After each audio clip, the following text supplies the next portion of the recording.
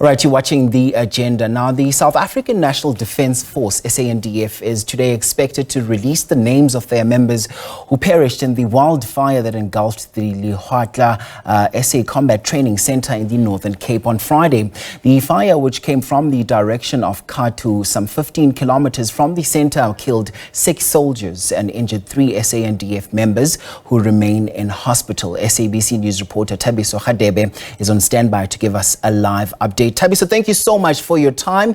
I understand you do have a guest there. Perhaps bring us up to speed with some of the conversations that are coming from that end as far as the story is concerned.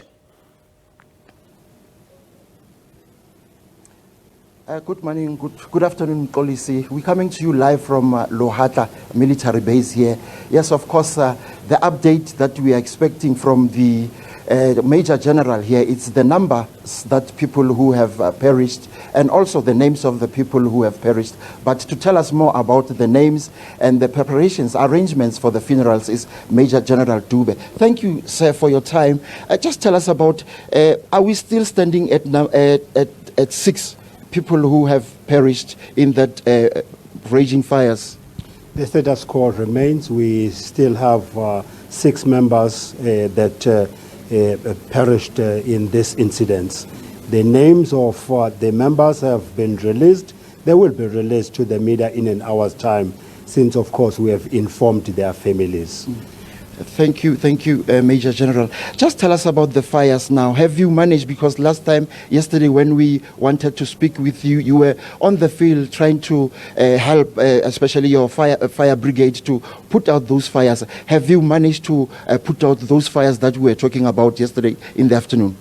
In the northern part of the range, there is still fire that is blazing there, but it is under control. And if, of course, the direction of the wind does not change, we foresee that that fire will go into an already burnt area.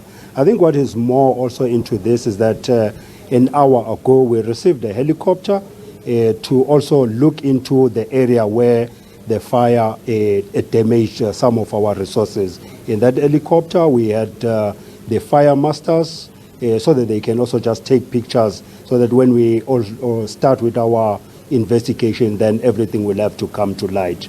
I must also indicate that South African police services have already been there to also take more evidence in that, to be part of the board of inquiry that we have convened. Yeah, I wanted to ask about the inquiry. You're also doing your own inquiry as the military, as the South African National Defence Force. Yes, that is procedural that we do that. But of course, there has been life that has been lost in this, so that is why also South African police services are involved, since there should be an inquest.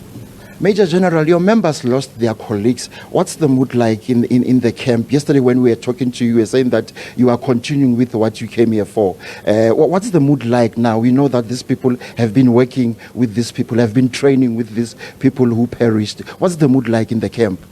It has not been easy, but as I indicated yesterday, even today, we are still attending to some of the members. But, you know, they are very positive, and I've indicated to them that the only way that we can emulate these members is to really soldier on, and they've taken the hit.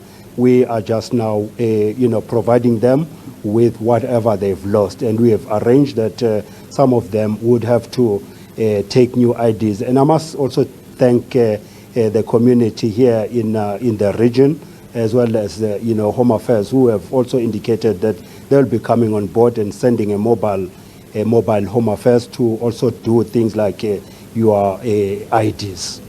Talking about that assistance, Major General, we're also talking about the emotions of the people here. Counseling, have you started already? We started already immediately after the incidents, but of course our levels of resilience are not the same. So there are those that are being dealt with individually. So, have you put any measures into place so that the fire doesn't come through the camp? We are monitoring the fires. I've indicated that in the northern part of the range, there is still fire that is blazing there.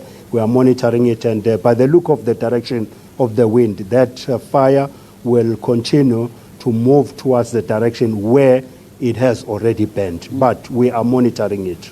Tell us about the funeral arrangements. Are you still, obviously you are still engaging with some of the families. Are we seeing a mass funeral here? I have got no information on that one. All that I can tell is that at this stage the corpses are still in the mortuaries. We are also still waiting for the families. I think it is the families that will have to decide on what type of funerals they want. But as the SANDF, we are ready to assist in that regard. Thank you very much, Major General. There you have it, Mkolisi. Major General Dube there explaining to us that measures have been put into place to assist the colleagues of those who have died, and they are continuing with the training.